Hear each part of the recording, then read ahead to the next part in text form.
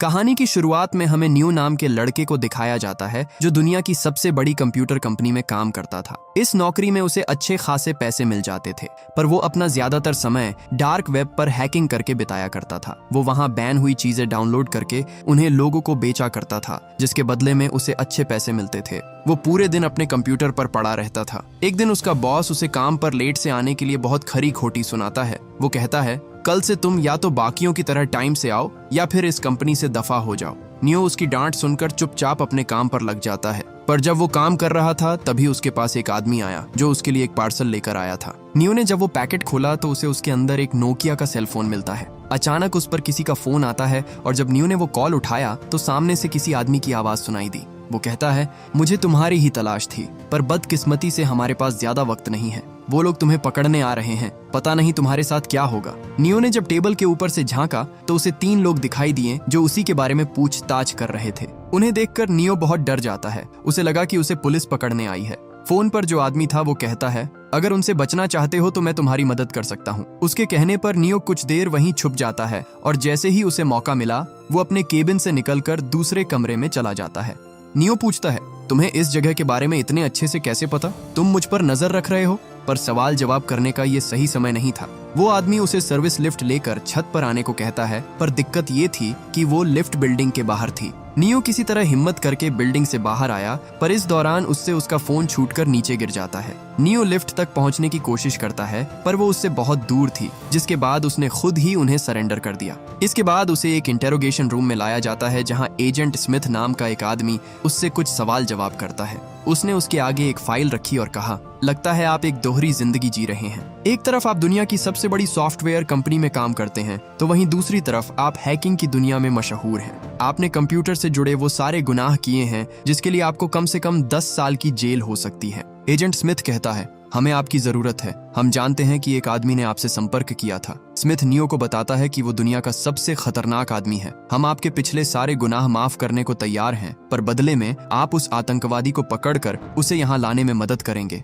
Neo कहता है, आपका सौदा दिलचस्प है, लेकिन आगे कुछ भी कहने से पहले वो अपने वकील से बात करना चाहता था। नियो कॉर्पोरेट करने को बिल्कुल तैयार नहीं होता क्योंकि उसे उन लोगों पर भरोसा नहीं था। स्मिथ बोला, हम आपको फोन तो दे देंगे, लेकिन क्या होगा अगर आपके मुंह में जबान ही ना हो? उसके बस इतना कहते ही नियो के दोनों होंठ आपस में चिपककर बंद हो जाते हैं। वो कुछ समझ पाता उससे पहले ही उन्होंने उसे उठाकर टेबल पर पटक दिया। इसके बाद वो एक खास तरह का ट्रांसमीटर निकालते हैं जिसे किसी जिंदा चीज से बनाया गया था। देखते ही देखते वो चीज नियो के पेट को चीरते हुए उसके शरीर के अंदर घुस जाती है। नियो जोर से चिल्लाता है, पर अगले ही पल उसकी नींद अपने बिस्तर पर खुली और उसे लगा कि ये कोई बुरा सपना था। वहीं दूसरी ओर हम एक लड़की को देखते हैं जो एक खंडहर पड़ी बिल्डिंग में कुछ ढूंढने की कोशिश कर रही थी। उसे जो चाहिए था उसे वो मिल जाता है, पर बदकिस्मती से पुलिस उसे पकड़ लेती है। इसी बीच वहाँ एजेंट स्मिथ भी आ जाता है। इससे पहले वो उसे पकड़ पाता, वो लड़की सारे पुलिस वालों को मारकर वहाँ से भाग जाती है। उन लोगों ने उसका पीछा किया, पर हम देखते हैं कि उसके अंदर गजब की ताकत थी। वो एक ही छलांग में एक बिल्डिंग से दूसरी बिल्डिंग पर पहुंच जाती है। भागते भागते वो जल्द ही डेड एंड तक पहुंच गई, जहां से आगे जाने का कोई रास्ता नहीं था। वो लोग उसे शूट करने ही वाले थे कि तभी उसे एक छोटी सी खिड़की दिखाई दी जो उसके बचकर निकलने की आखिरी उम्मीद थी। वो बिल्कुल सटीक निशाना साधकर उसके पार निकल जाती है। उसे जितनी जल्दी हो सके उतनी जल्दी एक फोन बूथ पर पहुंचना था। वो एक तरह का टेलीपोर्टिंग डिवाइस था जो उसे यहाँ से बाहर निकाल सकता था। उसे एक टेलीफोन बूथ मिल जाता है, पर वो उस तक पहुंचती उससे पहले ही उसके रास्ते में एक ट्रक आकर खड़ा हो गया। उस पोर्टल को डिस्ट्रॉय करने के लिए वो तेजी से उसकी ओर बढ़ने लगता है, पर वो उससे टकराता उससे पहले ही वो लड़की अंदर घुसकर खुद को टेलीपोर्ट कर लेती है। उधर नियो को फिर से एक कॉल आता है। इस बार भी वही आदमी उससे बात कर रहा था, जिससे नियो समझ जाता है कि जो कुछ भी हुआ वो सपना नहीं था। वो आदमी कहता है, अगर तुम सच जानना चाहते हो तो आज रात मुझे लेक स्ट्रीट पर मिलना। नियो जानना चाहता था कि वो लोग उसके पीछे क्यों पड़े हैं, इसलिए जैसा उसने कहा वो बिल्कुल वैसा ही करता है। रात को वो लेक स्ट्रीट पर इंतजार कर ही रहा था कि तभी उसके आगे एक कार आकर रुकती है, जिसके बाद नियो बिना सवाल जवाब किए उस कार में बैठ जाता है। उसे अंदर वही लड़की मिलती है जो कुछ देर पहले पुलिस से बचकर भाग रही थी। वो नियो को अपना नाम ट्रिनिटी बताती है। नियो कुछ समझ पाता उससे पहले ही वो एक बड़ा सा डिवाइस निकालती है और उसके पेट में वो ट्रांसमीटर ढूंढने लगती है जो स्मिथ ने उसकी बॉडी में लगाया था। जैसे ही वो उसे मिला उसने एक झटके में उसे बाहर निकाल फेंका। अब वो सब सेफ थे क्योंकि स्मिथ उन्हें ट्रैक नहीं कर सकता था। इसके बाद वो लोग एक बिल्डिंग में आते हैं। यहाँ नियो उस आदमी से मिलता है जिसने उसे फोन किया था। इस आदमी का नाम मॉर्फियस है और ये नियो को कुछ ऐसा बताने वाला था जिससे वो इतने सालों से अनजान था। वो कहता है, इस दुनिया में कुछ तो गड़बड़ है, पर तुम्हें पता नहीं कि वो क्या है। बदकिस्मती से मॉर्फियस उसे ये समझा नहीं सकता था। उस गड़बड़ को समझने के लिए नियो को खुद उसे अपनी आंखों से देखना होगा। इसके बाद मॉर्फियस उसके सामने 2 ऑप्शंस रखता है। वो कहता है, अगर तुम नीली गोली लोगे तो खेल यहीं खत्म हो जाएगा। तुम अपनी पुरानी जिंदगी में लौटकर यही सवाल करते रहोगे कि ये मायाजाल क्या है। तुम्हें इस दुनिया के पीछे छिपी सच्चाई कभी पता नहीं चलेगी। लेकिन अगर लाल गोली लोगे तो ये तुम्हें सच्चाई के और करीब लाएगी। नियो बिना देर किए लाल वाली गोली को चुनता है। इसके बाद उन लोगों ने उसे एक कुर्सी से कसकर बांध दिया। मॉर्फियस उसे बताता है, वो लाल गोली कुछ देर के लिए सारे कंप्यूटर प्रोग्राम्स को रोककर तुम्हारे असली शरीर को ढूंढने में मदद करेगी। नियो पूछता है, असली शरीर से तुम्हारा क्या मतलब है? जिस पर मॉर्फियस उसे कहता है कि तुम अपने आप ही समझ जाओगे। नियो देखता है कि उसके पास रखा हुआ टूटा मिरर अपने आप ही ठीक हो जाता है। वो उसे छूने की कोशिश करता है, लेकिन तभी कुछ ऐसा हुआ जिसकी उसे बिल्कुल भी उम्मीद नहीं थी। उसका हाथ शीशे के आर पार चला जाता है। जल्द ही नियो का शरीर ठंडा पड़ने लगता है। उसे इतनी ज्यादा ठंड महसूस होने लगी कि उसे सांस लेने में दिक्कत होने लगती है। वो कुछ समझ पाता उससे पहले ही उसकी आंखों के सामने अंधेरा छा जाता है और जब उसकी आंख खुली तो वो खुद को एक अजीब सी जगह पर पाता है। उसने देखा कि वहां उसके जैसे हजारों लोग थे जो इसी तरह एक क्रायो चैम्बर में कैद थे। उसके शरीर पर जगह जगह पर तारें जुड़ी हुई थीं। उसके बाहर निकलते ही वहां एक इंस्पेक्शन रोबोट आ जाता है। अब वो उसके किसी काम का नहीं था, जिसके बाद वो उसे उनके सिस्टम से बाहर निकाल देता है। नियो एक टनल से होते हुए एक नले में जा गिरा। बिना लाइफ सपोर्ट के वो वहां 1 घंटा भी जिंदा नहीं रह सकता था, लेकिन खुशकिस्मती से एक मैकेनिकल आर्म उसे अपने साथ ऊपर खींच लेता है। नियो का शरीर सालों से उस क्रायो चैम्बर में पड़ा रहने की वजह से कमजोर पड़ गया था। वो लोग कई हफ्तों तक उसकी बॉडी का इलाज करते हैं, जिससे उसके शरीर में वापस ताकत आने लगती है।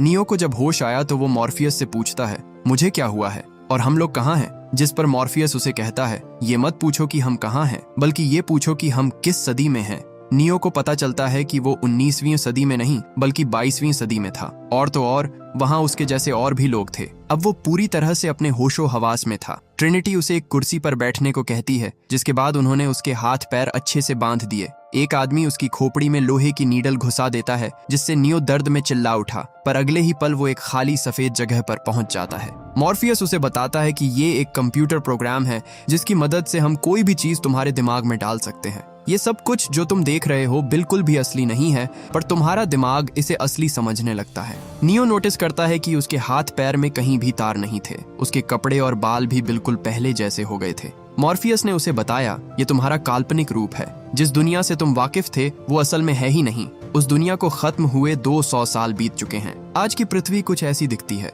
नियो देखता है अर्थ पूरी तरह से डिस्ट्रॉय हो चुका था। दुनिया का हर कोना जीता जागता कब्रिस्तान बन चुका था। मॉर्फियस कहता है, आज से 100 साल पहले इंसानों ने आर्टिफिशियल इंटेलिजेंस की खोज की थी। ये मानव इतिहास की सबसे बड़ी खोज थी, पर उन्हें पता नहीं था कि इसका अंजाम क्या होगा। आर्टिफिशियल इंटेलिजेंस ने इंसानों के खिलाफ शक्तिशाली मशीनों की एक फौज खड़ी कर दी। हमने उनसे लड़ने की कोशिश की, लेकिन उन मशीनों के आगे हम कुछ नहीं थे। इंसान ये लड़ाई हार गए, लेकिन जाते जाते उन्होंने पूरी पृथ्वी को एक सुरक्षा कवच से ढक दिया ताकि सूरज की रोशनी धरती की सतह तक ना पहुंच सके। ये मशीनें शक्ति के लिए सोलर एनर्जी पर निर्भर करती थीं, लेकिन सूरज के ढक जाने से मशीनों के पास ऊर्जा का कोई दूसरा स्रोत नहीं बचा और उनकी ताकत धीरे धीरे खत्म होने लगी। हमें लगा अब वो हार जाएंगे, लेकिन हम गलत थे। उन मशीनों ने इंसानों को ही अपनी ऊर्जा की कमी को पूरा करने के लिए इस्तेमाल करना शुरू कर दिया। इंसान का शरीर 120 वॉट की इलेक्ट्रिसिटी जनरेट करता है, तो मशीनों ने सोचा कि क्यों ना इंसानों को ही बैटरी की तरह इस्तेमाल किया जाए। मॉर्फियस उसे बताता है कि पहले मुझे भी इस बात पर यकीन नहीं था, लेकिन जब मैंने अपनी आंखों से उस भयानक मंजर को देखा तो मेरी रूह कांप उठी। उन मशीनों ने हजारों लाखों किलोमीटर तक खेत बना रखे हैं, जहां वो एनर्जी के लिए इंसानों की खेती किया करते हैं। वहां अनाज नहीं बल्कि इंसान उगाए जाते हैं। उन्होंने हर इंसान के दिमाग को एक कंप्यूटर प्रोग्राम से जोड़ दिया था, जिसे वो लोग मैट्रिक्स कहते थे। इस मैट्रिक्स के अंदर हर इंसान अपनी अपनी जिंदगी जीता था, जो उन मशीनों ने डिजाइन की थी। इस तरह वो सबको कंट्रोल में रखते हैं। उन्होंने इंसानों को एक परफेक्ट दुनिया दी ताकि कोई भी उसमें से बाहर निकलने की जरूरत न करे और उनकी ऊर्जा की खपत पूरी होती रहे। शुरुआत में सब कुछ ठीक था, लेकिन फिर कुछ लोग इस मैट्रिक्स से बाहर निकलने लगे। उन्हें रोकने के लिए आर्टिफिशियल इंटेलिजेंस ने मैट्रिक्स के अंदर एक स्पेशल कंप्यूटर प्रोग्राम डाला ताकि वो इन लोगों को बाहर आने से रोक सके, और इसलिए एजेंट स्मिथ तुम्हारा पीछा कर रहा था क्योंकि उसके लिए तुम मैट्रिक्स से बाहर निकल गए हो। ये सब सुनकर नियो का सर चकराने लगता है। उसे उसकी किसी बात पर यकीन नहीं हो रहा था। उसे वापस अपनी दुनिया में जाना था, इसलिए वो उसे फौरन वहां से बाहर निकालने को कहता है। अपने शरीर में वापस आते ही नियो उन लोगों से दूर भागने लगा, लेकिन उसका शरीर कमजोर होने की वजह से वो बेहोश हो जाता है। जब उसे होश आया तो उसे कुछ अच्छा नहीं लग रहा था। वो कहता है, तुम मुझे ये सब नहीं बताते तो अच्छा होता। मॉर्फियस उससे माफी मांगता है और उसे बताता है, एक पॉइंट पर पहुंचने के बाद हम किसी को फोर्स नहीं कर सकते क्योंकि मन वास्तविकता का सामना नहीं कर सकता। नियो को पता चला कि वो उन सब में सबसे खास था। दरअसल मैट्रिक्स हमेशा परफेक्ट सिमुलेशन बनाने की कोशिश करता है, लेकिन फिर भी उन लाखों करोड़ों इंसानों में से कुछ इंसान ऐसे होते हैं जो पूरी तरह से मैट्रिक्स के काबू में नहीं आ पाते। नियो भी उन्हीं लोगों में से एक था जिसे मैट्रिक्स काबू में नहीं कर पाया। वो उनके सिस्टम में हुई एक गड़बड़ी थी जिसे मैट्रिक्स खत्म करना चाहता था।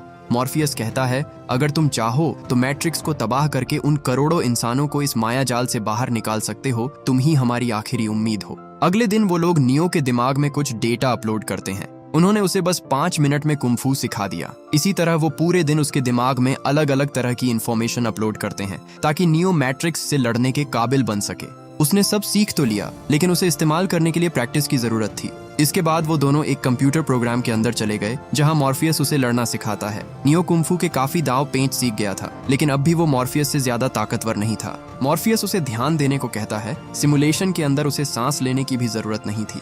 नियो उसकी बातें ध्यान में रखकर एक बार फिर से कोशिश करता है और इस बार तो उसने कमाल कर दिया। उसकी ताकत और रफ्तार का सच में कोई तोड़ नहीं था। इसके बाद मॉर्फियस उसे उड़ने की ट्रेनिंग देता है। वो कहता है, माया जाल के अंदर तुम जो चाहो वो कर सकते हो, लेकिन उसके लिए तुम्हें खुद पर विश्वास करना होगा। वो एक छलांग में ही एक बिल्डिंग से दूसरी बिल्डिंग में कूद जाता है, जिसके बाद उसने नियो को भी यही करने को कहा। नियो छलांग लगाने की कोशिश करता है, लेकिन उसकी कोशिश नाकाम हो जाती है और वो नीचे गिर जाता है। जब उसे सिमुलेशन से बाहर निकाला गया तो वो देखता है कि उसके मुंह से खून निकल रहा था। इसका मतलब था कि अगर मैट्रिक्स के अंदर उसकी मौत हुई तो उसका असली शरीर भी मर जाएगा, क्योंकि माया जाल के अंदर दिमाग असली और नकली मौत के बीच फर्क करना छोड़ देता है। अगले दिन मॉर्फियस उसे एक नए प्रोग्राम के अंदर ले जाता है। ये सिमुलेशन बिल्कुल असली दुनिया से मेल खाता था। मॉर्फियस उसे बताता है कि माया जाल एक कंप्यूटर प्रोग्राम है और ये प्रोग्राम ही हमारा दुश्मन है। इसमें मौजूद हर एक इंसान असली है और हम इन्हें ही बचाने की कोशिश कर रहे हैं। वो बात कर ही रहे थे कि तभी नियो के सामने से एक लाल ड्रेस वाली लड़की गुजरती है,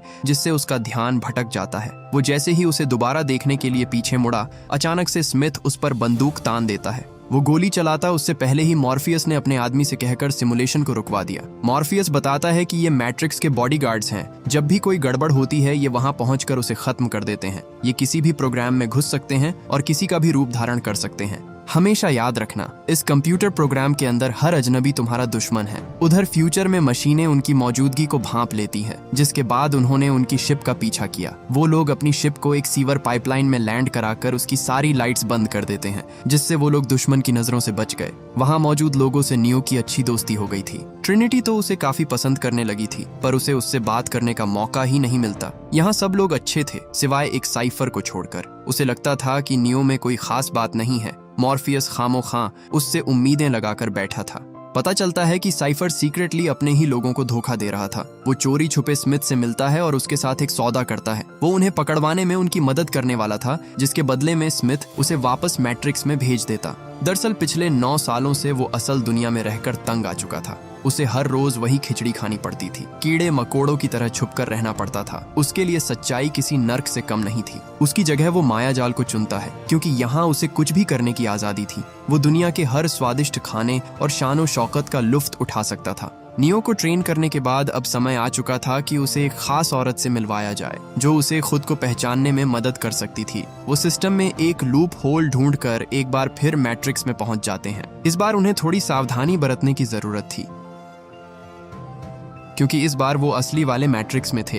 अगर कोई भी गड़बड़ होती तो वो सब मारे जाते, पर उन्हें क्या पता था कि उनका ही एक साथी उन्हें धोखा देने वाला है। वहां से निकलने से पहले साइफर एक नंबर डायल करके उनकी लोकेशन पर एक सेलफोन छोड़ देता है, जिससे मैट्रिक्स को उनके ठिकाने का पता चल गया। नियो को यहाँ वापस आकर बहुत अजीब लग रहा था। वो उस रेस्टोरेंट को देखता है जहाँ अक्सर वो खाना खाया करता था। उसे यकीन नहीं होता कि वो इस जिंदगी को सच माना करता था। जल्द ही वो लोग ओरेकल के पास पहुंच जाते हैं, जिसके बारे में कहा जाता था कि वो भविष्य देख सकती थी। वहां पहुंचकर नियो ने देखा कि और भी लोग ओरेकल से मिलने के लिए लाइन में खड़े थे। जब उसकी बारी आई तो नियो को पता चला कि ओरेकल तो एक औरत थी। ओरेकल ऐसे एक्ट करती है जैसे उसे उसके आने के बारे में पहले से पता हो। उसे तो ये भी पता था कि उसका नाम क्या है। वो नियो से पूछती है, तुम्हें सच में लगता है कि तुम मसीहा हो? क्या तुम माया जाल को तोड़कर सबको आजाद कर सकते हो? नियो को इस तरह के सवाल की बिल्कुल उम्मीद नहीं थी। उसे लगा था कि यहाँ उसे उसके सवालों के जवाब मिलेंगे, पर यहाँ तो उल्टा हो रहा था। ओरेकल उसे बताती है, मॉर्फियस को तुम पर विश्वास है और वो विश्वास इतना मजबूत है कि तुम्हें बचाने के लिए वो अपनी जान तक दे सकता है। इसलिए कुछ भी हो जाए पर कभी उसका भरोसा मत तोड़ना। नियो मसीहा है या नहीं ये तो उसे पता नहीं चला, लेकिन जो भी उसे पता चला उसने नियो को सोचने पर मजबूर कर दिया।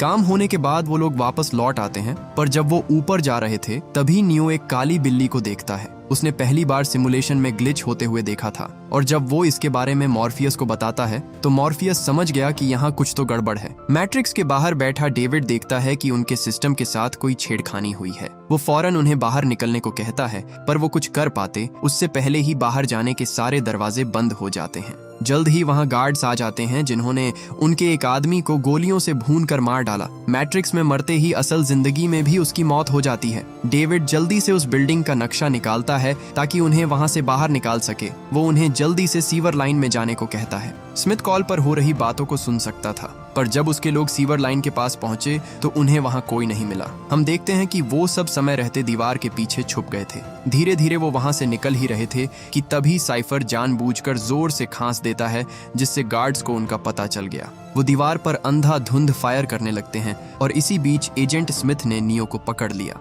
नियो को बचाने के लिए मॉर्फियस उसके रास्ते में आकर खड़ा हो जाता है।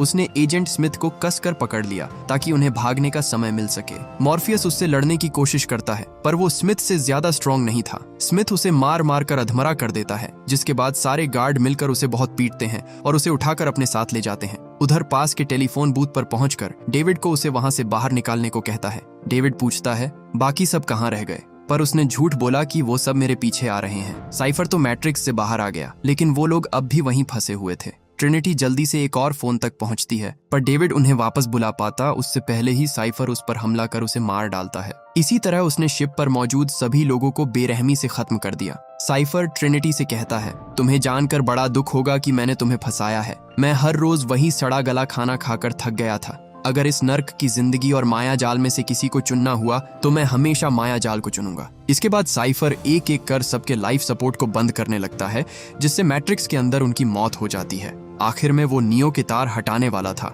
ट्रिनिटी उससे नियो की जान की भीख मांगती है, पर साइफर पूरा साइको हो चुका था। वो नियो का लाइफ सपोर्ट बंद ही करने वाला था कि तभी डेविड उस पर हमला कर उसे मार डालता है, जिससे नियो की जान बच गई। वो जल्दी से उन सबको मैट्रिक्स से बाहर ले आता है और ट्रिनिटी देखती है कि उसे बहुत चोट आई थी। उधर मैट्रिक्स के अंदर एजेंट स्मिथ मॉर्फियस को बहुत टॉर्चर करता है ताकि उससे एक तरह का कोड निकलवा सके, जिससे वो सारे इंसानों को खत्म कर सकता था। स्मिथ कहता है, जानते हो, मैट्रिक्स की रचना जन्नत को ध्यान में रखकर की गई थी ताकि सब लोग खुशी से जिंदगी बिताए, पर एक इंसान सिर्फ दुख और तकलीफों में ही अपनी जिंदगी ढूंढता है। हमने जो जन्नत की दुनिया बनाई थी वो उन्हें राज नहीं आई।